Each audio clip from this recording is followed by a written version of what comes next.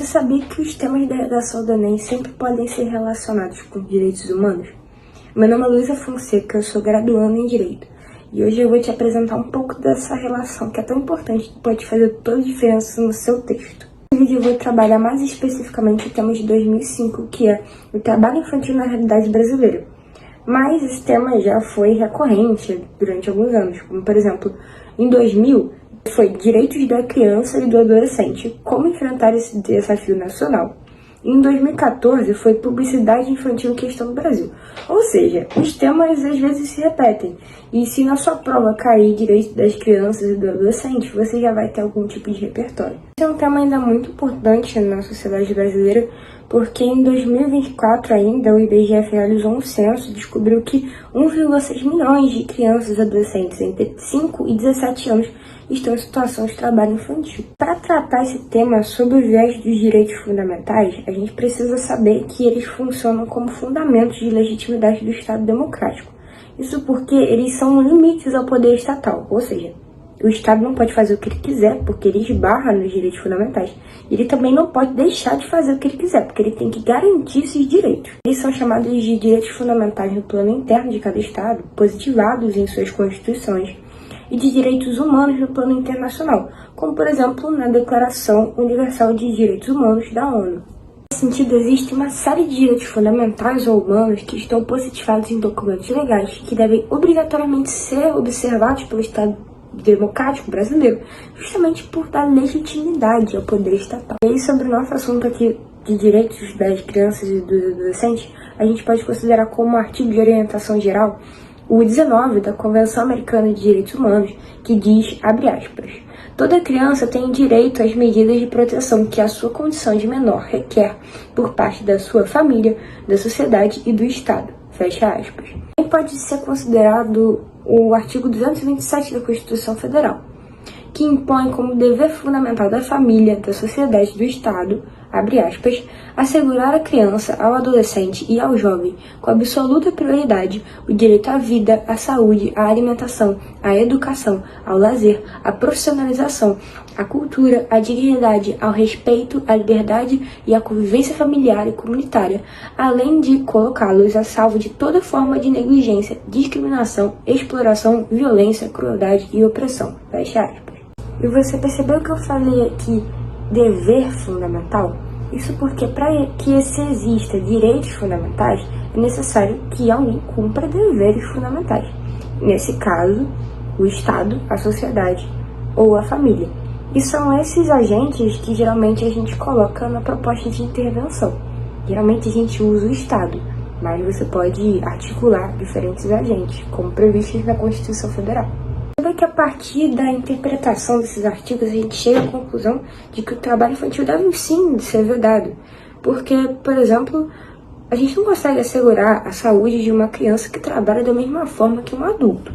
Além disso, garantir o direito à profissionalização também é garantir que esse jovem não precisa pular nenhuma etapa do processo de inserção na sociedade, até porque a inserção no mercado de trabalho deve ser feita no momento adequado e também em condições adequadas.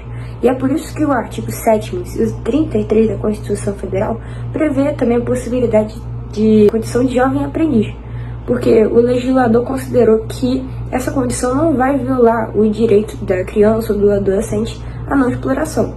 Também não viola o seu direito ao livre desenvolvimento. E a princípio tudo certo por aqui, mas você acredita que esse artigo já foi motivo de controvérsia judicial? E para entender esse embate, você precisa saber que antes de 1998, a vedação ao trabalho infantil era até 14 anos, mas com a emenda constitucional número 20, esse número passou a ser 16, salvo em condição de jovem aprendiz, que pode ser a partir dos 14 anos. Caso você não saiba, a emenda constitucional funciona como um instrumento de alteração da Constituição. E é importante para que a Constituição se mantenha dentro dos valores da atualidade.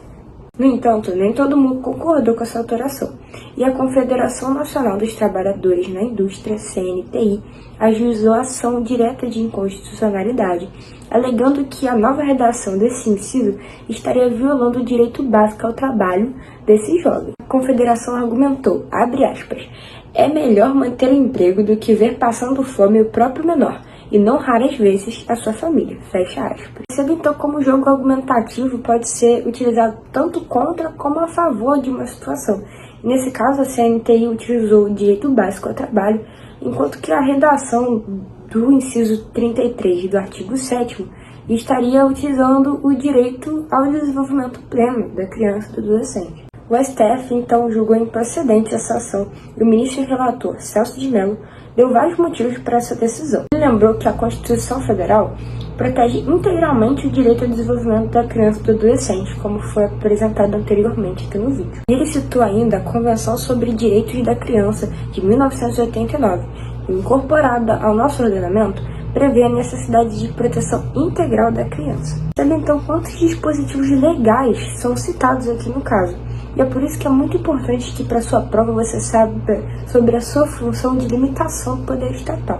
Você deve enfatizar em seu texto que esses direitos devem ser observados pelo Estado, mas não estão sendo.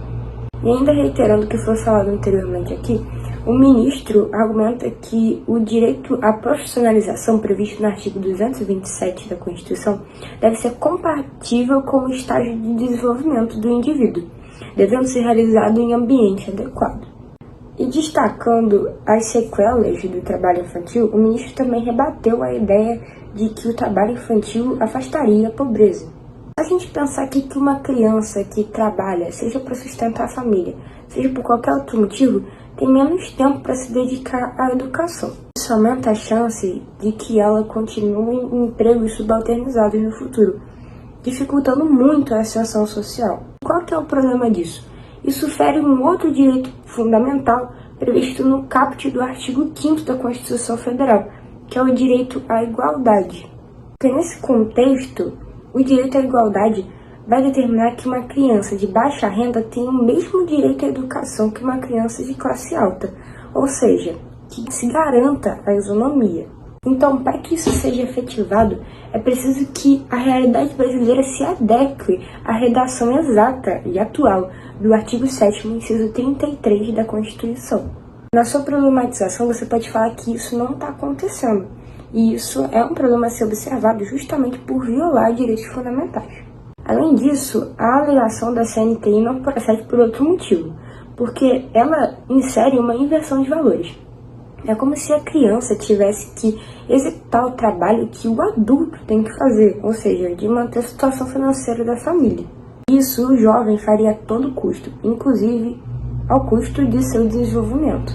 Não seria mais coerente a Confederação exigisse a criação de políticas públicas para diminuição do desemprego? Porque aí sim os adultos poderiam finalmente estar exercendo a sua função de manter a situação financeira da família, ao invés das crianças terem que fazer isso. E isso pode ser uma boa ideia de proposta de intervenção, não? A gente pode ainda analisar o problema e, pasmem, qualquer outro problema de temas da redação do Enem a partir da pedra de toque do Estado Democrático de Direito brasileiro, que é a dignidade da pessoa humana. E é um direito fundamental tão importante que ele ordena e organiza toda a interpretação de todo o ordenamento jurídico brasileiro. E a sua não observância pode gerar inconstitucionalidade do ato ou da lei. Nesse sentido, a gente pode fazer o que no direito a gente chama de interpretação conforme a Constituição, para alegar a constitucionalidade da redação desse inciso, dado que, para a gente assegurar a dignidade da pessoa humana a esses jovens, é preciso que a gente garanta que eles tenham o desenvolvimento totalmente livre de qualquer tipo de exploração. Portanto, é de suma importância que o governo observe esses direitos fundamentais, ou então, da onde ele tiraria sua legitimidade.